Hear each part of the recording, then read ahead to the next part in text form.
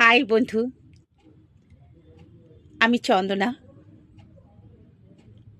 আমার আজ অনুগল্প থাকছে। গল্পটি হলো অন্য জগতের মানুষ। মানুষের জীবনে পথ চলতে চলতে অনেক সংগ্রাম করার পর জীবনটা যখন একঘেয়ে লাগে, কিছু মনে হয় না, মনে হয় চিতাতেই সব শেষ।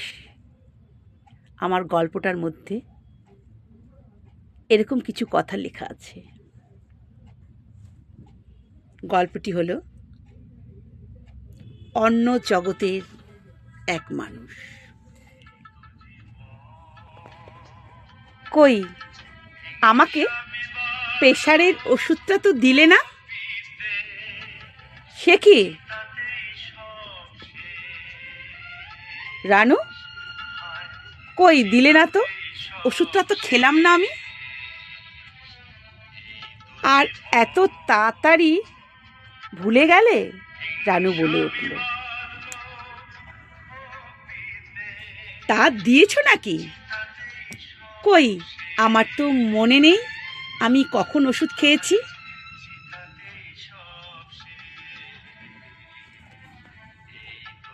চাকরি থেকে রিটায়ার হয়ে গেছি অনেক বছর হলো।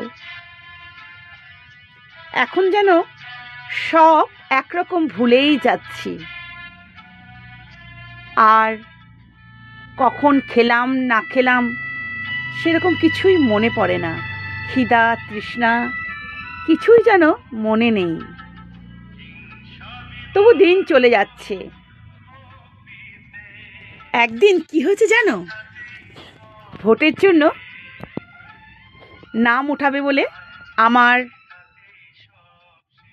ভোটের কার্ডের নামটা চাইলো। আমি কি বললাম জানো? আমি বলে উঠলাম, ভুলেই গেছি নামটা। অনেকক্ষণ ভাবতে ভাবতে মনে হলো, ও উমা কুণ্ডু। তারপর ওরা তো হকচকিয়ে উঠল, আপনার নাম তো সেটা নেই এখানে, তাহলে আপনি কি এখানকার লোক নয়? পরক্ষণে চিন্তা করে করে মনে হলো, না না না, আমি চন্দনা কুণ্ডু। এই তো আমার আধার কার্ড, ভোটের কার্ড সবই তো এই নামেই আছে। তাহলে আপনি কেন ভুলে গেছিলেন?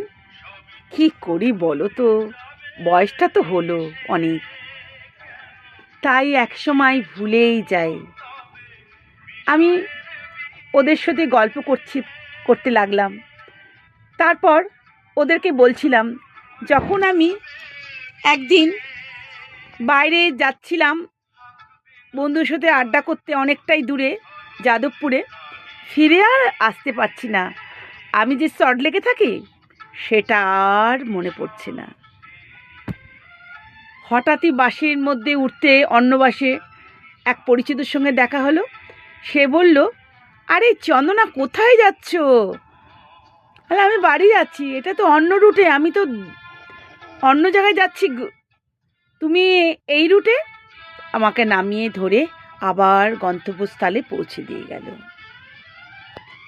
জীবন কি এক সময় সব এলোমেলো করে দেয়? অনেক ভাবনা মনে এলো, আবার নিজে নিজে হাসতে লাগলাম। কি জীবন! হাসতে হাসতে ঘরে এসে পৌঁছলাম। এইদিকে বাড়ির লোকেরা চিন্তা করছে, ছেলে আমার ওর দিদিকে ফোনে বলল, মা এখনো বাড়ি ফিরেনি, হয়তো কিছু ঘটনা ঘটেছে। পাড়ার লোক ধরে ধরে যেহেতু ঘরে দিল, সেহেতু বলল মাকে একটা ডাক্তার দেখাতে হবে, মনোবিজ্ঞানের কোনো প্রবলেম হচ্ছে। সেখানে এরা ডাক্তারের কাছে নিয়ে যাবে। ছেলে নিয়ে গেল, অনেক রকম টেস্ট করে দেখা গেল, পরীক্ষা করে, যে ডাক্তার সার্নাল সেই পরীক্ষাগুলো করেছিল